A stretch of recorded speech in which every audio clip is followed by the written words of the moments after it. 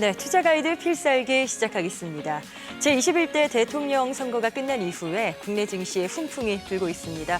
코스피 지수는 올해 처음으로 2,800선을 돌파하면서 연중 최고치를 갈아치우고 있는데요.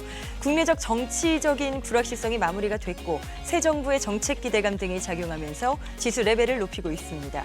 자, 이재명 대통령은 대선 기간 동안 코스피 5천 시대를 열겠다. 이렇게 여러 차례 공언을 했었는데요.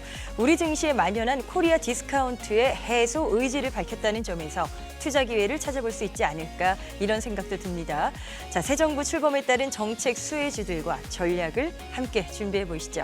오늘 이 시간은 김호영, 강동현, 백진수, 허예남 대표와 함께하겠습니다. 안녕하십니까? 네, 먼저 영향력 있었던 주요 투자 뉴스부터 체크해 보도록 하겠습니다.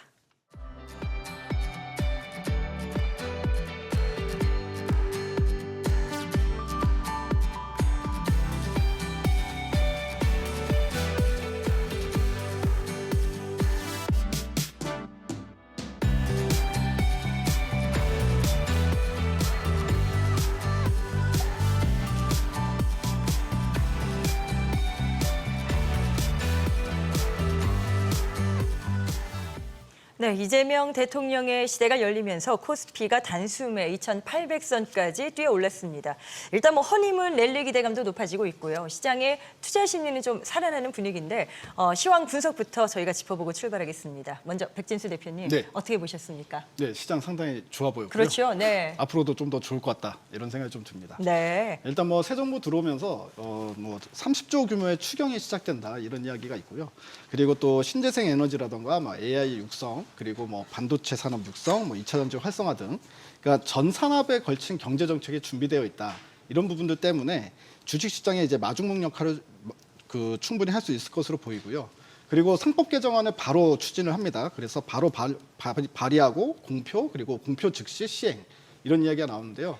이 부분은 이제 지주사나 저PBR 관련주들만 호재성 내용이 아니라 전체적으로 코리아 디스카운트 해소 요인으로 작용하기 때문에 네. 이게 외국인들이 수급이 들어올 수 있는 여건이 훨씬 더 좋아졌다 이렇게 볼 수 있을 것 같고요. 또 때마침 지금 미국에서 대형 헤지펀드들이 지난주부터 시작해서 아주 폭발적으로 주식을 사기 시작하고 있습니다. 오, 네네. 미국 시장 주식만 사는 게 아니라 글로벌 주식 시장에서 매기가 들어오고 있는 상황인데요.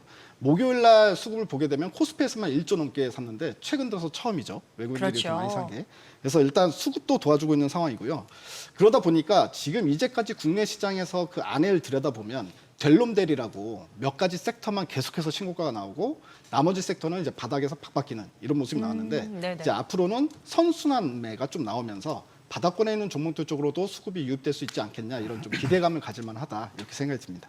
자, 분위기가 좋아지고 있는 걸 많은 분들이 또 시장을 보시면서 체감하시면서 느끼실 것 같은데 허인남 대표님, 사실 정치적 리스크가 생각보다 긴 시간 동안 좀 장애물 역할을 했었단 말이죠. 네. 좀 덜어내면서 분위기는 이제 바뀔 거다 이렇게 보세요. 어떤 의견이세요? 네, 말씀하신 대로 이제 이번 주에 국내 증시의 랠리는 이제 정치 불확실성 해소가 한 축이었고 또 새 정부 출범으로 인한 또 정책 기대감이 이제 나머지 한 축으로 이제 형성을 하고 있습니다. 4일 코스피에만 이제 외국인과 기관이 합쳐서 1.4조 원 정도가 들어왔고 또 5일에도 이런 순매수 이런 부분들은 좀 지속이 되고 있습니다. 9차 좀 경험상을 살펴보면 9차례 대선 이후 그 6차례가 대선 이후 코스피가 지수 상승을 했는데 특히 이제 그 17년 탄핵 정국 이후 문재인 정권 출범 후에는 3개월간 코스피가 약 10% 정도 상승폭을 이제 보였습니다. 네. 근데 지금과 상당히 좀 유사한 수치라고 보시면 되겠습니다.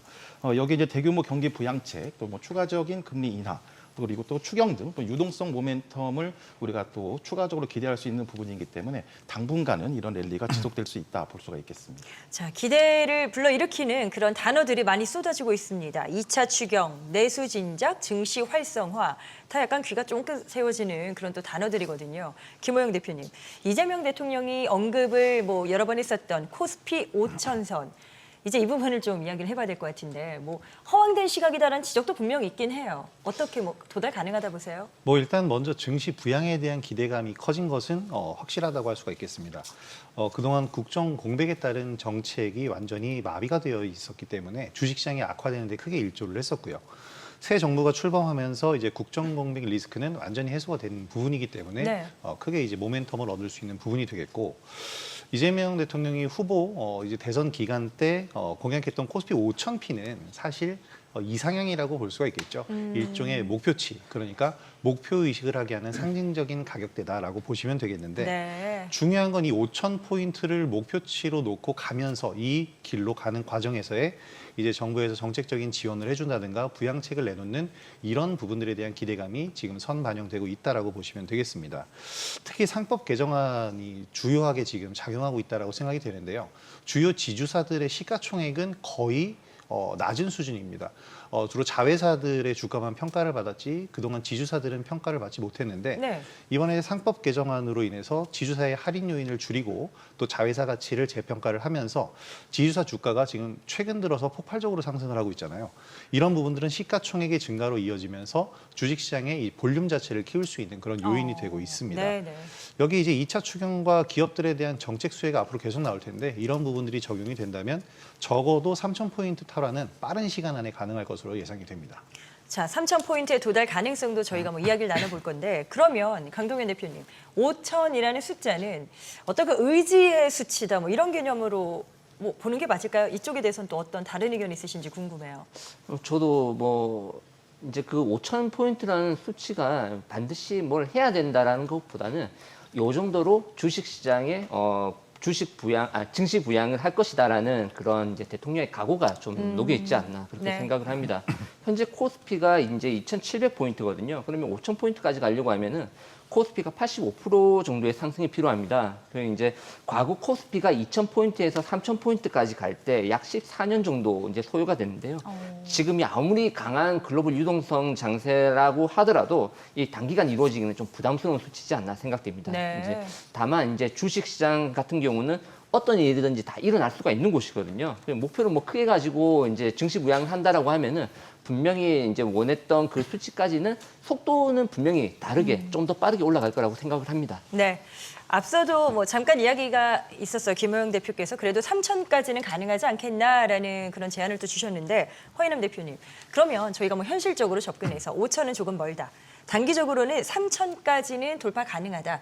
이런 중론에 대해서는 뭐 동의하세요? 네, 뭐 기술적으로도 그렇고 또 단기간에 지금 형성되고 있는 정책 랠리만을 살펴봤을 때도 충분히 가능하다고 볼 수가 있겠습니다. 네네. 우선 이제 이재명 대통령의 그 코리아 디스카운트 해소에 대한 이제 의지가 상당히 강하고 또 지금 보시면 이제 임기 출발하자마자 하나씩 이제 담론에서 이제 구체적인 이제 그 정책들도 하나씩 나오고 있습니다.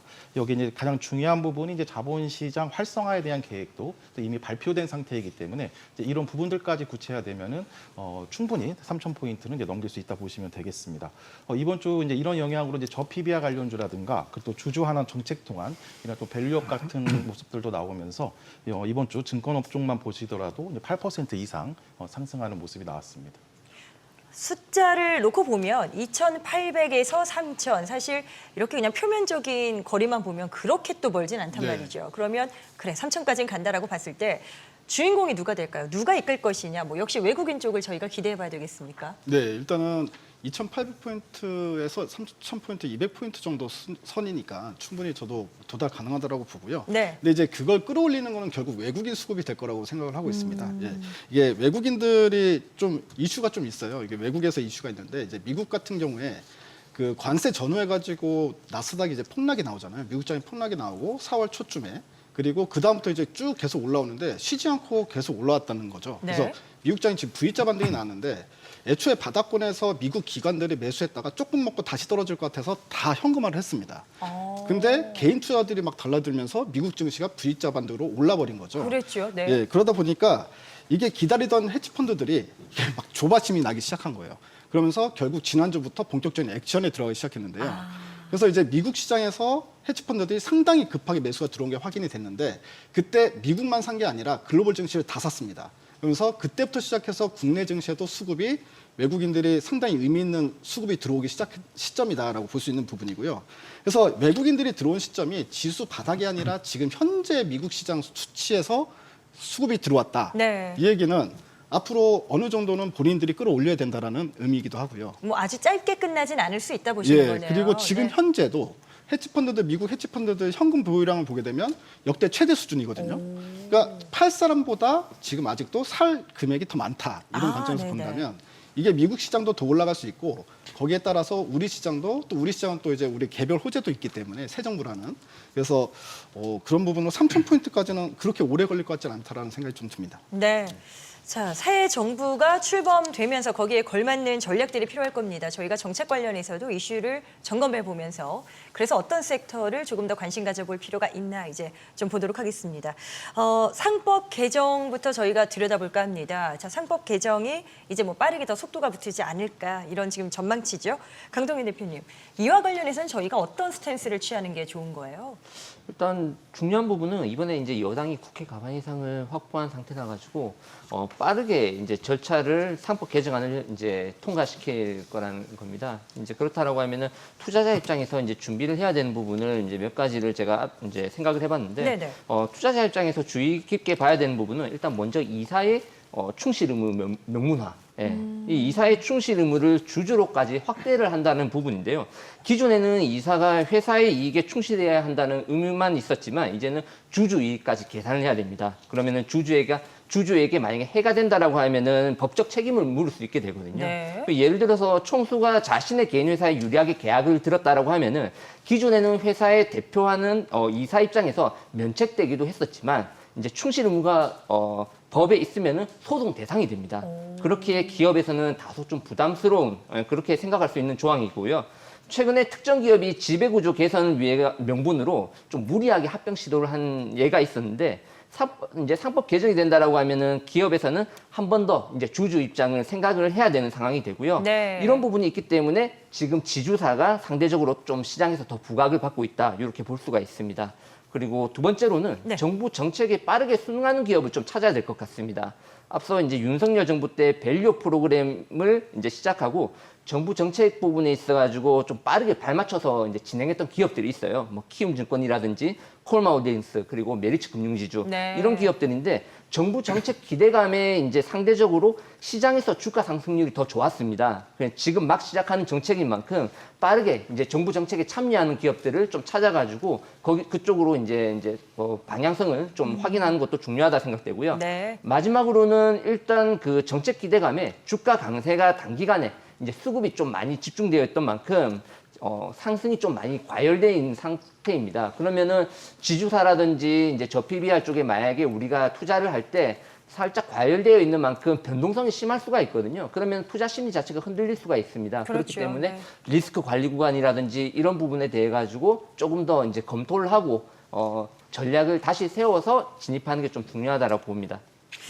지금 정책 관련해서 뭐 여러 가지가 언급되고 있어서요. 어떤 쪽에 관심을 가져야 될까 많이 궁금하실 겁니다. 투자자들 사이에서도 지금 셈 계산이 빠르게 또 진행되고 있는 것 같은데, 자, 김호영 대표님, 정책 방향과 강도에 따라서 좀 달라지긴 할 거예요. 어떤 쪽을 가장 유망하다고 선정하시겠어요?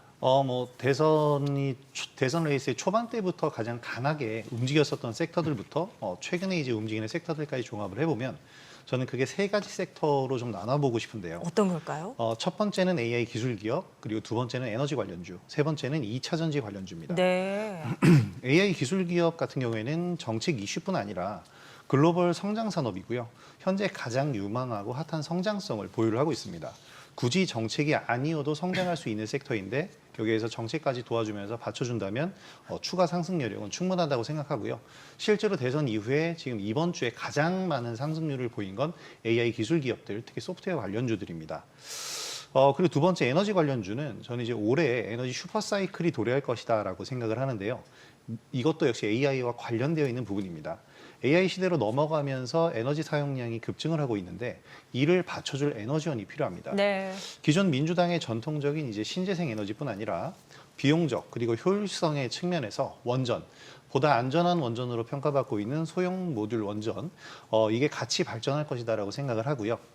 2차 전지 측면은 중국에게 지금 주도권을 완전히 넘겨준 상태이기 때문에 기존의 리튬 2차 전지에서 승부를 보려고 한다면은 약간 힘들 거라고 생각을 하고 차세대 배터리로서의 기술 초격차가 필요하다라고 생각을 합니다. 네. 이재명 정부 들어서면서 이제 R&D에 대한 확실한 예산안을 편성을 하고 적극적으로 지원을 약속을 했는데요. 여기에 한 분야가 바로 2차 전지, 차세대 배터리인데 최근에 이제 전고체 배터리부터 나트륨 이온 배터리까지 떠오르고 있거든요. 이쪽 관련주들을 주목해서 보시면 좋을 것 같습니다. AI 기술, 에너지 그리고 2차 전지까지 이제 좀 관심 섹터로 언급이 됐는데 강동현 대표님 혹시 저희가 말 나온 김에 좀 주의해야 될 쪽도 있다면 약간 경계성을 높이는 차원에서 말씀드리면 좋을 것 같거든요. 이제 기술적으로 좀 접근해가지고요. 이번 주에 이제 새 정부가 이제 출범을 했지 않습니까? 그렇죠. 그러면은 그 기대감에 주가들이 좀 많이 움직였을 텐데 일단 실체가 있는 종목들 같은 경우는 지난번 이제 5월 혹은 4월 정책 테마주가 강세를 보일 때 고점을 찍은 부분, 그 부분까지 거의 다 올라와 있는 상황이거든요. 좀 강한 테마 같은 경우는 그 전고점을 넘긴 종목들도 굉장히 많이 네. 있습니다. 다만 그 4월, 5월의 고점 대비해가지고 아직까지 30%, 50% 하락해 있는 종목들 같은 경우는 주가 상승해야 할 수 있는 명분이 없다든지 혹은 실적이 못 받쳐준다든지 정부 정책이 아니라 단순 기대감 그리고 소문으로 인해 가지고 올라간 종목들이 있을 수가 있어요. 네. 그렇기 때문에 수급적인 약세가 나오는 종목군들은 좀 굉장히 좀 조심해야 된다 생각되고요. 아까 이제 대표님께서도 말씀해 주셨다시피 지금은 델롬된 미는 종목들 그리고 수급이 들어오는 종목들만 좀 들어오거든요. 네. 그렇기 때문에 수급적으로 받쳐주지 못한다라고 하면은 아직까지 손실 구간에 있는 종목들은 좀 주의할 필요가 있다. 이렇게 말씀드리고 싶습니다. 알겠습니다. 외국인 수급 부분 잠깐 또 이야기를 들어봐야 될 것 같아요. 10개월 만에 일단 우리 시장을 매수하는 쪽으로 돌아섰어요. 정말 오랜만입니다. 자, 그런데 보니까 조선 방산 원전 쪽을 집중적으로 이제 매수를 했더라고요.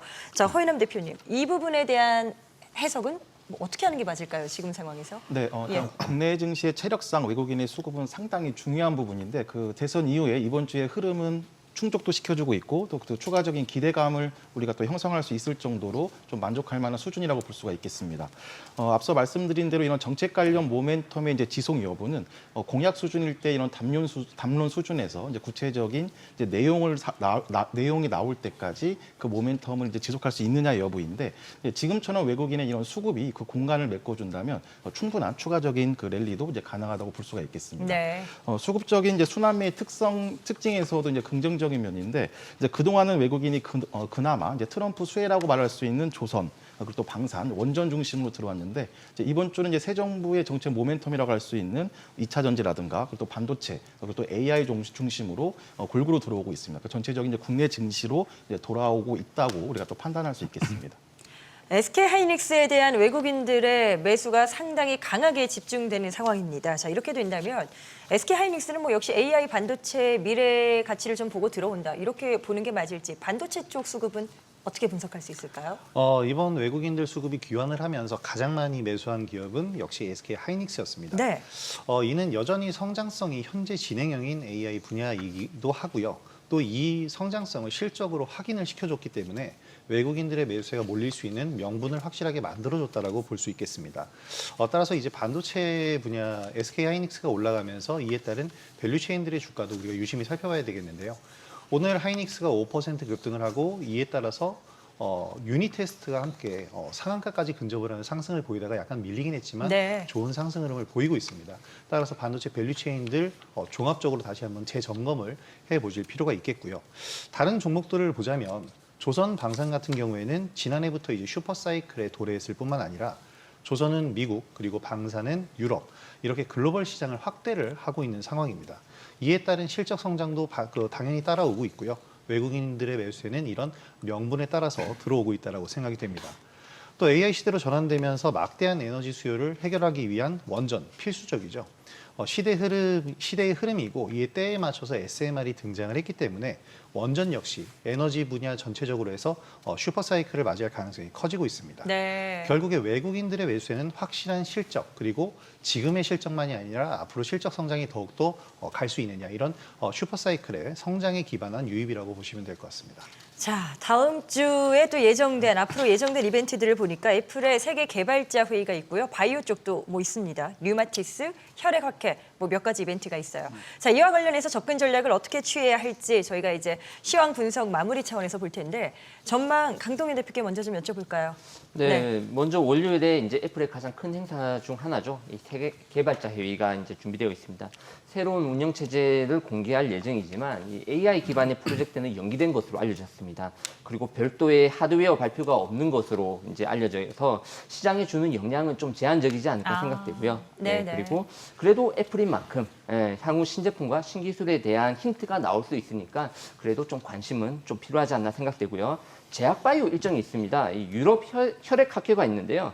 신라젠하고 그리고 에클론이 학회 발표 일정이 있습니다. 다만 이제 어제 코스닥 시장에서 그 페트론이 한가에 진입하면서 제약바이오 투심이 좀 많이 저하되었습니다. 네. 그리고 현재 시장 수급이 새 정권 정책 테마로 이제 집중이 되어 있는 만큼 좀 제약바이오에는 접근할 때 약간 보수적인 스탠스가 좀 중요하지 않나 생각되고요. 그리고 다음 주는 미국의 그 소비자 물가 지수하고 그리고 생산자 물가 지수가 준비되어 있고요. 그리고 TSMC의 5월 매출 공개도 있습니다. 최근 이제 엔비디아라든지 TSMC 모두 4월 저점 찍고 반등하면서 다시 한 번 더 신고가를 도전 중인데 네. 이번에 매출이 추가 상승에 이제 동력이 될지 그런 부분을 좀 확인할 필요가 있다 생각되고요. 마지막으로 이제 블룸버그 통신에서 12일에 이제 테슬라가 로보택시 서비스를 실행할 예정이다. 이런 부분이 이슈가 있었는데 이게 과연 자율주행 테마로 이어질지 이런 부분도 좀 관심 가지고 보면 좋을 것 같습니다. 네, 다음 주 체크 포인트를 좀 정리해 주셨고요.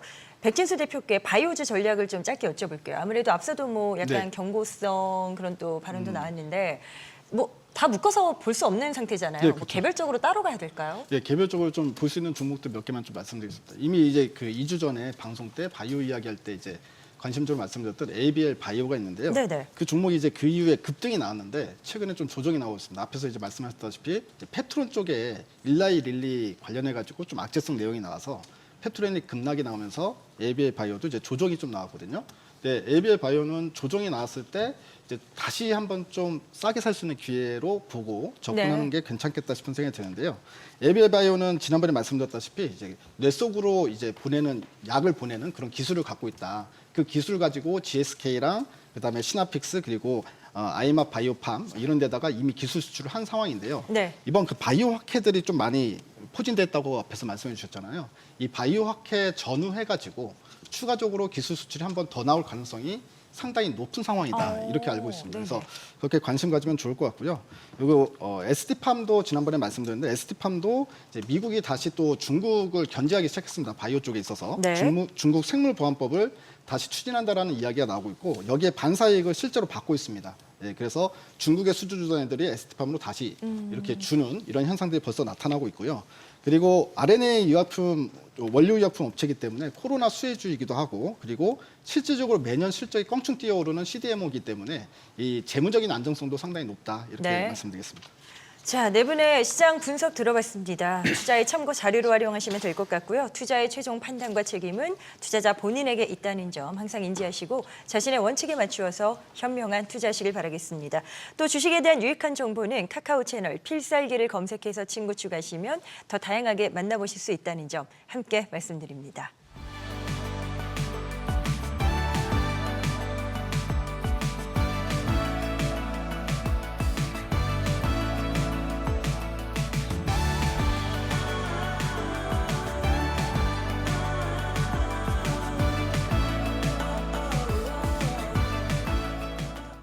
네, 업종으로 전환해 보도록 하겠습니다. 자, 어떤 업종이 가장 많은 관심을 받았을까? 역시나 이재명 대통령의 정책과 관련된 부분들이 언급이 많이 됐겠죠. 뭐 AI 반도체부터 K 콘텐츠까지 다양합니다. 자, 먼저 AI 관련으로 가보도록 하겠습니다. 이재명 대통령의 공약 1호도 바로 이쪽 관련이었습니다. 100조 투자, 반도체 특별법 제정, 뭐 호재성 뉴스가 계속해서 나온 상태죠. 당선되자마자 SK 하이닉스가 또 반응을 하기도 했단 말이죠. 어느 정도 예상이 됐었고 기대를 더 키우는 상황인데 김우영 대표님께서 먼저 반도체 AI 쪽 의견부터 좀 한번 들어볼까요? 일단 AI 및 반도체 여기에 성장성은 현재 진행형이다 지속 강조드리고 있습니다. 이번 대선 후보들 모든 대선 후보들의 주요 공약 중 첫 번째도 바로 AI 기술 기업에 대한 공약들이었는데요. 정책 수혜가 아니더라도 지금 가장 뜨거운 글로벌 성장 산업이기 때문에 이런 부분들이 가능했던 겁니다. 그리고 이제 SK 하이닉스의 상승을 들여다보면은 네. 물론 당연히 우리나라에서 새 정부가 출범되었고 이재명 대통령도 AI 관련 공약을 했던 부분도 있지만 더욱 중요한 게 미중 정상 간의 대화 그리고 이것으로 인해서 미증시에서 AI 관련주들이 폭발적으로 상승하고 필라델피아 반도체 지수 상승했으며 더 중요한 건 엔비디아가 시총 1위를 탈환했다는 점이 SK 하이닉스의 상승 모멘텀을 더 크게 만들어줬습니다. 그러니까 이런 대외적인 훈풍 그리고 정책 이슈 이런 것들이 맞물린 시너지 효과라고 보시면 되겠고요. 지금 기술적으로도 본격적인 상승 가도를 달릴 수 있는 기술적인 위치에 SK 하이닉스가 위치하고 있다고 볼 수 있겠는데 지난해 11월부터 위치한 이 박스권, 장기 박스권대가 있는데요. 22만 원에서 18만 원 선입니다. 이 박스권이 장기간 유지가 되면서 여기서 거래량이 발생했고 이 거래량은 매물 지지대로 변화하고 있습니다. 지금 주가가 그 아래에 있다면 저항선이겠지만 오늘까지도 SK하이닉스가 상승하면서 22만 원을 상회했죠. 그러면서 매물 지지대로 활용이 되고 있기 때문에 지금 23만 원을 돌파한다면 다시 강력한 상승 추세로 오히려 폭발적인 매수세를 불러올 수 있을 것이다라고 생각이 됩니다. 2023년에서 4년 이 사이에 SK하이닉스가 상승할 때 동반 상승했었던 반도체 밸류체인들의 주목을 해봐야겠는데요. 뭐 DI와 같은 반도체 이제 후공정 업체라든지 아까도 언급드렸던 유니테스트와 같은 종목들을 함께 유심히 보시고 소프트웨어적인 부분에서 오히려 좀 더 이제 테마성에는 강하다라고 생각을 하는데 지난 20대 대선 때 AI 이재명을 제작하면서 선거운동을 도왔던 솔트룩스 지난 4월 11일 이제 수익파이터에서 추천드린 이후에 지속적으로 상승하면서 신고가가 나오고 있거든요. 반도체 쪽은 조금 무겁습니다. 하지만 소프트웨어 쪽은 시가총액도 좀 적고요. 좀 더 가벼운 흐름으로 약간의 테마성 시세도 낼 수 있기 때문에 단기적인 관점에서 마음 AI, 코난 테크놀로지, 또 유중 충격으로 주가가 빠져버린 크라우드웍스까지도 지속적으로 관심 가져주시면 좋을 것 같습니다. 허인남 대표께서도 AI 반도체 쪽 방송 통해서 여러 차례 분석 의견 주셨었는데 지금 필요한 전략은 어디에 있다 보세요? 네, 우선 이번 주 이제 AI 반도체와 AI 소프트웨어가 이제 국내 증시의 좀 수급의 대부분을 차지하면서 이제 이끌었다고 말할 수가 있겠는데 앞서 이제 그 김우영 대표님께서도 이제 말씀하신 것처럼 이제 AI 반도체는 이제 그 새 정부의 정책 모멘텀도 있지만 이제 미증시에서 이제 엔비디아의 다시 한번 랠리 그리고 또 미중 협상 기대감이 더 큰 부분을 차지했다고 보시면 되겠습니다. 앞서 말씀하신 대로 이제 SK 하이닉스가 한 3개월에서 4개월 가까이 형성했었던 이제 박스권 상단인 22만 원 부분까지 올라왔는데 이런 중요한 변곡점에서 이제 외국인의 수급이 강하게 들어왔다는 부분들이 이번에는 저항이 아니라 새로운 또 돌파의 시작점으로 형성될 가능성이 크게 형성되고 있다고 보시면 되겠습니다. 그리고 또 나머지 한 축이 이제 AI 소프트웨어도 이번 주 좀 급등이 나왔는데 역시 좀 주도주군들은 이제 솔트룩스 그리고 또 코난 테크놀로지 또 마음 AI 중심으로 이제 형성이 되고 있습니다. 그 중에서도 이제 자체 개발 경험이 있는 솔트룩스와 코난 테크놀로지는 연초에 2월, 3월에 그 이탈했었던 이제 신고가 추세를 다시 한번 회복하는 그런 분위기까지 연출하고 있습니다. 이런 이제 정책 모멘텀과 이제 수급, 또 거래량까지를 고려해서 종합적으로 판단했을 때 오히려 또 새로운 구간으로의 이제 진입으로 우리가 또 접근 이제 가능하다고 볼 수가 있겠습니다. 오히려 따라서 단기 조정이 주어진다면 다시 한번 이제 비중 집중, 확대 이런 전략으로 접근이 필요하겠습니다. 알겠습니다. AI 반도체 이어서 다음으로는 신재생 에너지 쪽으로 공을 넘겨보도록 하겠습니다. 정책 테마주로 역시나 시장에 관심을 받고 있는 상태죠. 에너지 고속도로 구축 그리고 햇빛과 바람 연금 도입 이런 제시어들이 등장을 합니다. 백진수 대표님, 지금 신재생 에너지 쪽은 어떤 관점에서 접근하는 게 유리하다 보세요? 네, 일단은 신재생 쪽이 사업 규모가 딱 얘기만 들어도 엄청 크잖아요. 그렇기 때문에 무조건 관심을 가져야 되는데 특히나 국내 사업 위주로 하는 업체가 가장 큰 수혜를 받을 거니까 그런 종목들을 좀 선별하는 작업이 필요하지 않을까 싶은 생각이 듭니다. 일단 제일 먼저 제가 떠오르는 종목은 SK 이터닉스라는 종목인데요. 그 SK 이터닉스가 SK 계열의 이제 발전 전문 기업인데 태양광도 하고요. 그리고 풍력 그리고 ESS 연료전지 이 모든 거를 이제 다 포트폴리오를 가지고 있는 국내 탑 플레이어라고 보시면 됩니다. 그리고 태양광은 이미 36개 사이트에서 발전 사업을 하고 있는 상황이고 풍력도 육상풍력, 해상풍력 전부 다 하고 있고요. 그리고 고속도로에서 모은 전기를 저장을 해야 되잖아요. 그럼 ESS까지 필요하는데 그래서 이 에너지 고속도로에 필요한 모든 포트폴리오를 다 갖추고 있는 회사고 국내 사업 위주로 하고 국내 시장 점유율 1위고 그러니까 이제 가장 큰 수혜를 받지 않을까라는 생각이 들고요. 두 번째로는 이 HD 현대 에너지 솔루션이 수혜를 받을 수 있지 않을까라는 생각이 드는데 태양광 모듈 사업도 하고 있고 그다음에 인버터 사업도 하고 있는데 태양광 모듈은 국내 점유율 20.6%로 2등을 하고 있는데요. 그것보다 인버터 점유율이 48%로 압도적 1위입니다. 근데 이 에너지 고속도로 하려면 무조건 인버터가 많이 들어갈 수밖에 없어요. 왜냐하면 모은 에너지를 우리가 사용하는 에너지로 바꾸는 게 인버터이기 때문에 그래서 인버터 점유율 48% 1위면 가장 큰 수혜를 받을 수 있겠다라는 생각이 듭니다. 김호영 대표님, 신재생 에너지 정책이 지금 등장을 했습니다. 자, 그런데 이게 빠른 시일 내에 단기간 내에 정말 어느 정도 현실화가 될 것인가는 또 그 부분은 따져봐야 될 것 같거든요. 어떻게 전망하세요?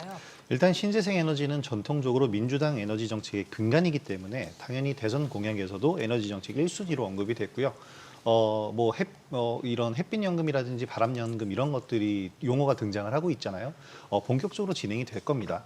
새 정부에서 신재생 에너지 정책은 지속적으로 이렇게 강조가 될 거고 사실 글로벌적인 흐름도 살펴봐야 되겠는데 트럼프 행정부는 신재생 에너지에 전통적으로 반대하는 입장이었는데 이번에 뉴욕 풍력 프로젝트를 재가동을 시켰습니다. 이러면서 사실 유럽에서는 이미 신재생 에너지가 풍족하게 지금 발전을 하고 있고 네. 글로벌적으로 신재생 에너지의 성장은 지속이 될 겁니다. 우리나라 종목별로 보면 8호가 가장 핫하게 상승을 했는데 종목 특성상 변동성이 좀 클 거고요. 네. 저도 앞서 이 SK 이터닉스 굉장히 좋게 보고 있었는데 비슷한 기업이 있습니다. 풍력과 태양광 모두를 아우르는 대명 에너지라는 기업인데요. 대명 에너지요. 네, 신재생 에너지의 사업 전 단계를 아우르는 모든 이제 사업 방향을 토탈 솔루션을 제공하는 그런 기업인데 1분기에 호실적을 보였고요.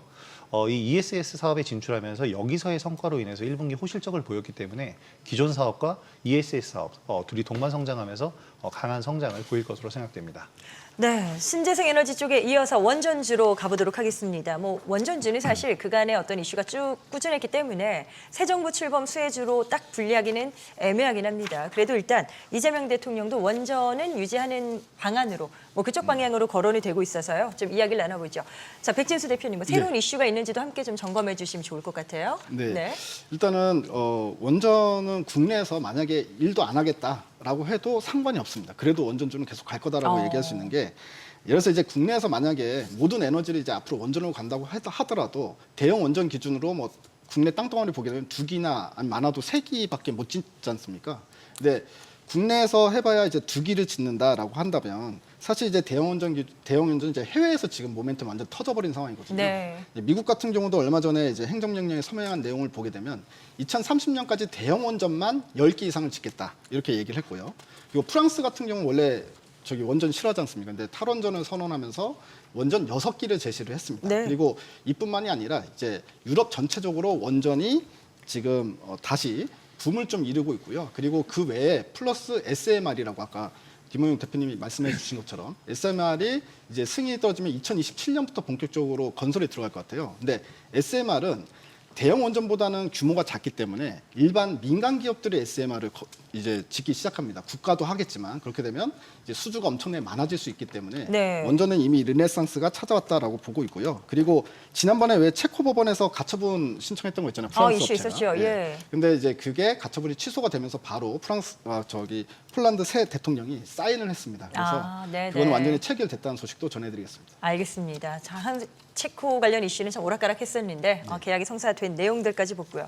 원전주가 여기서 더 오를까는 궁금하실 거예요. 왜냐하면 계속해서 주도 성격으로 많이 끌고 온 부분이 있습니다. 강동현 대표님, 더 질주할 수 있다 보세요? 전 추가 상승 부분은 충분히 가능하지 않나 그렇게 생각을 하고 네. 있습니다. 민주당의 이제 태양광, 풍력 등 신재생 에너지 쪽으로 이제 집중 투자를 하면서 이 원전이 우선순위에서는 조금 밀릴 수는 있겠지만 현재 친환경에 가장 우호적인 이 유럽 국가들도 향후 전력 공급 부분으로 인해 가지고 탈원전을 폐기하는 모습을 계속 보이고 있거든요. 네. 이 글로벌 빅테크인 아마존이라든지 마이크로소프트, 오픈 AI 등 소형 모듈 원전을 적극적으로 투자를 하고 있습니다. 이 글로벌 트렌드로 볼 수가 있습니다. 그래서 AI 산업으로 이어가기 위해서는 좀 반드시 필요한 에너지원이라고 생각할 수 있고요. 네. 현 정부의 가장 중요한 정책 중 하나가 AI인 만큼 분명 타협할 것으로 생각을 하고 꼭 국내가 아니다 하더라도 해외 수주 모멘텀이 또 있거든요. 그러면 만약이라도 조정이 온다라고 하면은 그 조정을 기회로 보는 게 저는 맞다라고 생각을 합니다. 네, 알겠습니다. 이렇게 해서 저희가 원전주까지 받고 관심받은 또 뜨거운 업종으로 2차 전지 가보도록 하죠. 많은 분들이 또 궁금하실 것 같습니다. 급락 이후에 일단 빠르게 좀 안정을 찾고 있죠. 가격 메리트가 부각되고 있고 이재명 대통령의 당선도 한몫을 하고 있습니다. 자, 허인남 대표님, 이재명 후보 시절에 K배터리로 대한민국 경제를 지금 충전하겠다, 재충전하겠다 이런 또 발언이 있었단 말이에요. 이제는 정말 기대도 되는 타이밍이 오는 건가? 어떻게 판단하세요? 네, 뭐 정확한 워딩을 한번 읽어드리면 예. 대한민국 산업 대도약의 이제 핵심으로 이제 2차 전지를 이제 규정하겠다라고 이렇게 발표를 했습니다. 대도약의 핵심이다. 네, 그 내용을 하나씩 살펴보면 우선 배터리 기술 초격차 확보를 위해서 이제 국가 R&D 투자를 확대할 거고, 두 번째로는 이제 국내 생산 촉진을 위해서 생산 세액 공제 등 세제 지원도 이제 마련하겠다고 이제 밝혔습니다. 또 추가적으로 충청, 영남, 호남을 잇는 배터리 삼각 벨트 조성 계획까지 이제 발표한 상황입니다. 전기차 보급률을 또 50% 달성 공약도 전체적인 기대감을 이제 확대하고 있습니다. 네. 현재 이제 이런 국내 배터리 업체의 상황이 이제 국내 그 중국 정부의 정책과 좀 재정 지원으로 글로벌 점유율이 20년 35%에서 23년 23%까지 이제 감소한 상황이기 때문에 이런 이제 이재명 새 정부의 정책 모멘텀이 이제 추가 하락은 좀 제한적인 하단 지지력은 확보할 거고, 아직까지는 이제 그 국내 증시에서의 주도력은 조금 더 기다려야 되겠지만 충분히 이제 반등의 모멘텀으로는 이제 작용할 수 있다고 볼 수가 있겠습니다. 아직까지 완전하게 우려가 해소되진 않았다 느끼는 게 업황 관련해서는 사실 모든 숙제가 해결된 건 아니에요. 김호영 대표님. 그래서 뭐 일부 투자자들은 계속해서 미래에 대한 약간 그 경계심이랄까요? 이런 걸 가지고 계실 수도 있거든요. 어떠세요? 개인적으로 뭐 업황에 대한 전망 주신다면요. 사실 이 업황이 가장 문제잖아요. 지금 2차 전지의 중점을 어디에 두느냐가, 저는 포커스를 어디에 맞추느냐가 중요하다고 생각하는데, 네. 지금 현재로서는 중국에게 주도권은 완전히 넘어간 상태입니다. 탈환을 위해서는 이제 기술 초격차가 필요하다. 이재명 대통령도 언급을 했던 그런 부분인데요.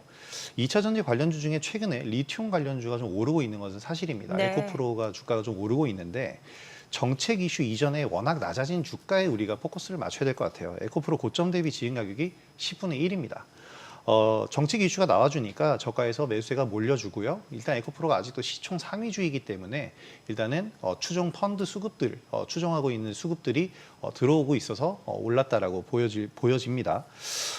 리튬 관련주가 지속 상승하기 위해서는 전방 산업의 이제 회복이 필수인데, 중국을 제외한 모든 국가에서는 지금 전기차 판매량이 급감을 했고요. 4월달 판매량, 테슬라의 4월달 유럽 판매량도 절반으로 줄었죠. 중국을 제외한 모든 국가에서 급감을 하고 있기 때문에 오히려 중국이 이제 배터리 주도권을 잡아갈 수 있었던 이유입니다. 네. 지금 2차 전지 업계, 국내 2차 전지 업계는 ESS 등으로 사업을 다각화하면서 이제 변화를 좀 모색을 하고 있는데요. 이 과정에서 전고체 그리고 나트륨 이온 배터리 등 차세대 배터리를 통해서 기술 초격차를 만들고 있는 그런 부분입니다. 앞서서 말씀드린 대로 이런 부분들이 중요한데요. 성장성을 통한 회복, 그러니까 리튬 이온 배터리를 탈환하는 게 아니라 오히려 다른 배터리, 반도체로 치면 기존의 범용 디램이 아니고 HBM을 만들어야 된다. 2차 전지에서도 그런 상징적인 존재가 필요하다. 그래서 박리담회보다는 고부가 가치 상품을 통해서 다른 성장 루트를 모색하는 것이 중요하다고 봅니다. 네. 마지막으로 살펴볼 업종은 K콘텐츠입니다. 이재명 대통령은 취임사에서도 K콘텐츠 산업을 언급했습니다. 문화가 꽃피는 나라, 이렇게 강조를 한 건데요. 여기에 한알령 해제 기대감까지 더해지고 있기 때문에 이런 부분에서 기대감이 또 높아지고 있죠. 자, 강동현 대표님. 웹툰, 게임, 엔터, 뭐 세부 장르로 따지면 또 다양해요. 이쪽에서 어떤 쪽을 가장 유망하다 보시는지요? 뭐 웹툰과 엔터 등 이 문화 콘텐츠 전반에 대해서 매우 긍정적으로 보고는 있지만요. 이제 그 중에서도 이제 엔터 업종을 좀 1순위로 보고는 있습니다. 엔터, 네. 최근 한알령 해제 기대감이 커지고 있는데요. 이 이재명 대통령의 외교 성향을 아직 단정짓기는 어렵지만 이 과거부터 한중 관계의 중요성을 여러 차례 강조해 왔었거든요. 이 선거 유세 과정에서도 국민을 이제 중심으로 한 실용 외교를 펼치겠다고 밝힌 만큼 한알령으로 인한 경제적 손실에 대해서도 충분히 인식하고 있다라고 보입니다. 네. 또한 대통령 당선 이후에 이제 중국 언론은 이재명 대통령이 전임자들과는 다르게 이제 한중 관계 개선에 대한 기대감을 드러낸 바 있거든요. 그렇다라고 하면 이 부분은 향후 한알령 해제 기대감을 높이는 요인 중 하나라고 생각되고요. 증권가에서는 한알령이 해제될 경우에는 이제 국내 주요 엔터사들의 연간 매출이 30% 정도의 상승이 나올 수 있다라는 분석도 이제 주면서 기대감을 모으고 있습니다. 여기에 더해서 이제 BTS가 군입대로 인한 공백기를 이번 달에 마무리하게 되면서 다시 한번 활동을 또 재개할 예정이고요. 이처럼 정상급 글로벌 아티스트의 복귀는 이제 국내 엔터 시장 전체뿐만 아니라 문화 콘텐츠 전반적으로 이제 매우 긍정적인 모멘텀이 될 수가 있습니다. 이 한국문화관광연구원에 따르면요, BTS 콘서트 한 회당 국내 경제 파급효과가 약 1조 원 수준으로 추산된다라고 말을 하고요. 네. 이는 엔터 산업 이제 전체의 성장 기대감을 높이는 지표이기도 합니다. 최근 상대적으로 이제 그렇기 때문에 엔터 쪽으로 좀 관심을 가질 필요가 있다 생각되고요. 뭐 이제 큐브 엔터라든지 JYP 같은 경우는 상대적으로 좀 덜 오른 부분이 있거든요. 네. 그렇기 때문에 그쪽으로 관심을 가질 필요도 있다 생각합니다. 알겠습니다. 자, 네 분의 의견은 투자 전략 세우시는데 또 참고 자료로 활용하시면 될 것 같습니다. 다시 한번 말씀드리지만 투자의 최종 판단에 대한 책임은 투자자 본인에게 있습니다. 항상 자신의 원칙에 맞추어서 현명한 투자하시길 바랍니다.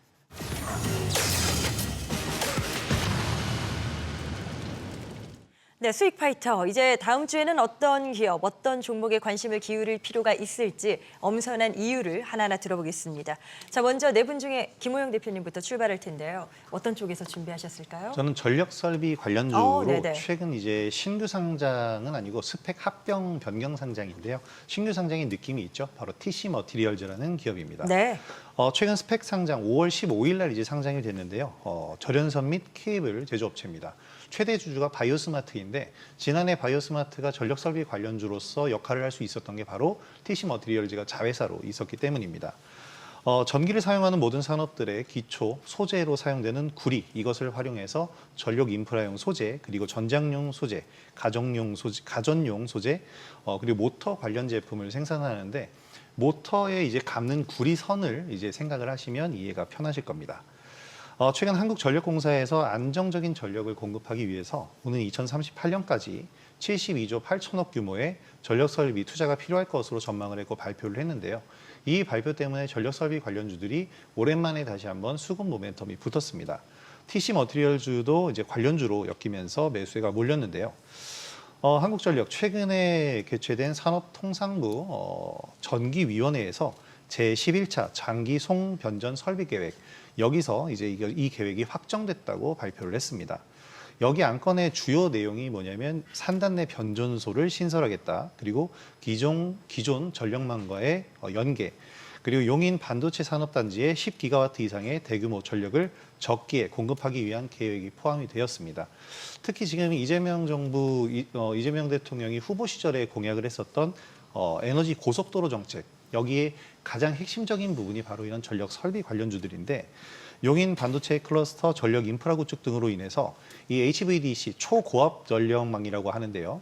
이 HVDC 송전망 수요가 이런 부분들, 에너지 고속도로 그리고 용인 반도체 클러스터 이런 부분들로 확대가 되면서 이제 수혜가 기대가 되고 있습니다.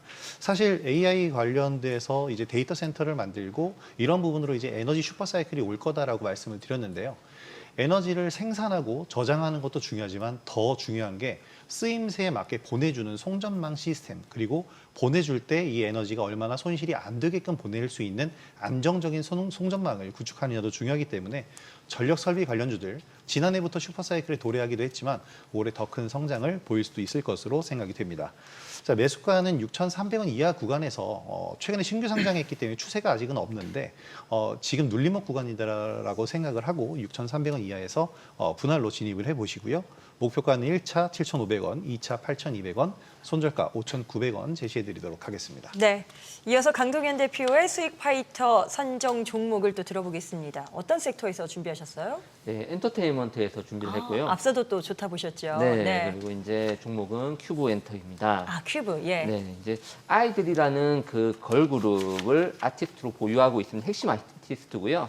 지난해 말 이제 아이들과의 재계약을 완료하면서 실적 및 성장성에 대한 우려감을 상당 부분 해소한 상황입니다. 아이들은 22년도 음반 판매량이 급증하면서 이제 밀리언셀러 아티스트로 좀 자리 잡았고요.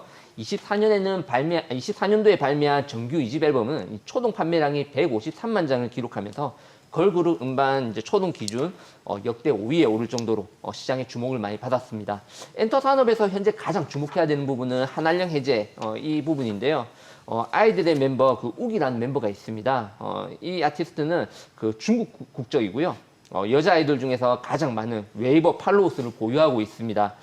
아디다스를 비롯해서 다양한 브랜드의 중국 광고 모델로 활동 중이고요. 또한 중국의 인기 예능 프로그램에도 출연 중인 만큼 현지 인지도와 이제 영향력이 상당합니다. 실제로 아이들은 이 중국의 텐센트 뮤직 여기 24년도에 연간 차트 2관왕을 이제 오를 만큼 현지 팬덤이 굉장히 탄탄하다 이렇게 볼 수가 있고요.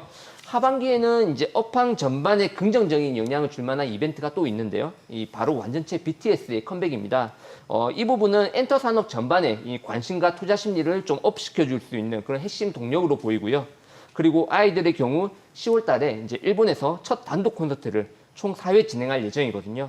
해외 투어에 따른 실적 개선도 같이 동반될 것으로 기대를 하고 있습니다. 이제 현재 주가는 매수가는 18,000원 이하에서 이제 분할 매수 관점으로 좀 접근을 하시면 될 것 같고요. 리스크 관리 구간, 이제 손절 구간은 16,500원, 목표가는 21,000원을 제시해 드립니다. 네, 엔터 가운데 큐브 엔터가 또 관심주로 등장을 했습니다. 자, 백진수 대표님의 수익 파이터 종목 들어볼게요. 어디 준비하셨어요? 네, 저는 현대 엘리베이터입니다. 아, 네네. 네. 그러니까 새 정부 정책에 이제 중복 수혜를 받을 수 있겠다라고 생각해서 그 아이디어로 가지고 왔는데요. 일단은 뭐 선법 개정과 관련해서 이제 자산주니까 자산주 수혜도 있고 그다음에 이제 대북 수혜 이렇게 두 가지 수혜로 보고 있는데요. 현재 이 회사의 그 적정 가치는 3조 4천억 원으로 이제 평가를 받고 있고 비핵심 가치가 1.4조 원으로 평가를 받고 있는데요. 이 중에서 이제 비핵심 가치 예를 들어서 뭐 반얀트리 호텔 그리고 블룸비스타 호텔 용산 나진상가 그다음에 연지동 사옥 이 모든 것들을 다 팔아서 주주 배당으로 활용할 전망이라고 합니다. 그러면 갑작스럽게 배당금이 확 커지겠죠. 그러면 시가 배당률이 상당히 높아지기 때문에 상당히 매력적으로 보일 수 있다. 투자자들한테 뭐 이런 부분을 볼 수 있을 것 같고요. 이 자회사 그 현대 아산이 국내에서는 유일하게 대북 사업권을 보유 중인 회사입니다. 그렇기 때문에 이 대북 관계 개선 시 가장 큰 부각을 받을 수 있겠다 이런 생각을 했고요. 이미 신정부에서 북한 관계 개선을 언급을 했고요.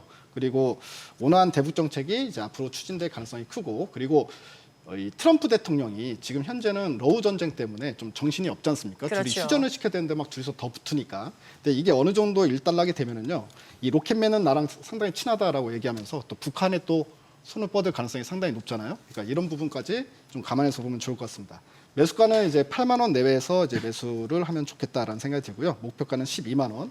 이탈가는 7만 원 제시해드리겠습니다. 네, 현대 엘리베이터까지 들어봤습니다. 이제 허인남 대표님 종목 남아있네요. 어떤 종목에 투자자분들이 관심을 좀 가져볼까요? 네, 유리기판 관련주인 이제 피롭틱스를 가지고 왔습니다. 피롭틱스. 예. 네, 피롭틱스는 이제 인쇄 회로 기판과 그리고 또 디스플레이 관련 장비 및 이제 부품 등의 제조와 판매에 주력을 하고 있습니다. 우선 첫 번째로 OLED 레이저 장비 부분은 이제 세계 최초로 OLED 디스플레이 레이저 가공 표준 설비를 이제 양산하고 있습니다. 추가적으로 이제 2차 전지 공정 장비 부분에서는 이제 제조 공정에 필요한 다양한 장비를 이제 제작하고 있습니다. 이제 가장 중요한 부분은 역시 이제 유리기판 테마 관련 대장주라고 할 수가 있겠는데 잘 아시겠지만 이제 우선 유리기판은 이제 반도체 기판에 플라스틱과 비슷한 유기 소재 대신 이제 유리를 사용하는 그런 것을 그런 부분들을 이제 일컫고 있습니다. 기존 기판에 비해 이제 두께는 얇고 또 열과 휘어짐에 이제 강한 특성을 가지고 있고 또 전력 효율성도 좀 높다는 장점이 있습니다. 기존 플라스틱 기판 대비 이제 전력 소비가 이제 30% 적고요. 또 데이터 처리 속도는 40% 빠른 이제 효율성을 확보하고 있다 보시면 되겠습니다. 현재 이제 그런 글로벌 AI의 급격한 확산의 이런 부분들까지 우리가 이제 그 판단을 한다면 이르면 내년부터 이제 상용화 전망까지도 제기되고 있습니다. 이 중 이제 그 피롭틱스는 그 중에서 유리기판을 칩 단위로 자르는 그 싱귤레이션 장비를 개발하고 있고 또 곧 머지않아 고객사에 출하할 준비까지도 준비된 상태입니다. 그리고 추가적으로 반도체 패키징 시장에서의 이제 사업 영역까지도 이제 확장 중에 있습니다. 가장 중요한 부분은 이제 추세적인 부분이라고 할 수가 있겠는데 연초에 코스닥의 그 반등 랠리를 주도했던 섹터가 바로 이제 유리기판 섹터가 가장 1번이었습니다. 그 후에 한 3, 4개월 동안의 이제 조정을 좀 그 길게 주었었는데 이번 주 이제 그 정책 모멘텀과 그다음에 또 코스닥이 다시 한번 이제 750선을 장악하면서 좀 중장기 추세상 다시 한번 상승 추세에 진입을 알리고 있습니다. 매수가는 이제 5일 종가 기준부터 35,000원까지 그리고 또 목표가는 1차 42,000원 그리고 또 손절가는 33,000원을 제시해드리도록 하겠습니다. 네, 네 분의 수익 파이터 다음 주 관심 가져볼 만한 유망주에 대해서 의견 들어봤습니다. 네 분의 의견은 투자 전략 세우시는데 참고 자료로 활용하시면 될 것 같고요. 항상 투자의 모든 최종 판단 그 책임은 투자자 본인에게 있다는 점 인지하시고 자신의 원칙에 맞추어서 현명한 투자하시길 바랍니다.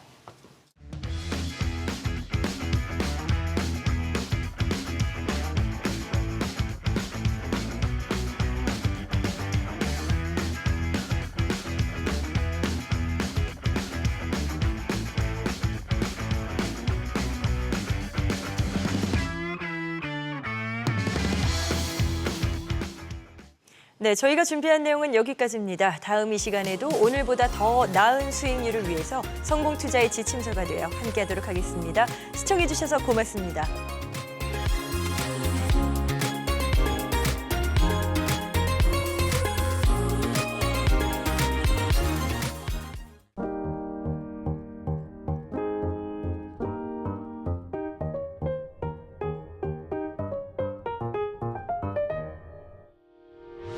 의견 있는 경제 채널 SBS 비즈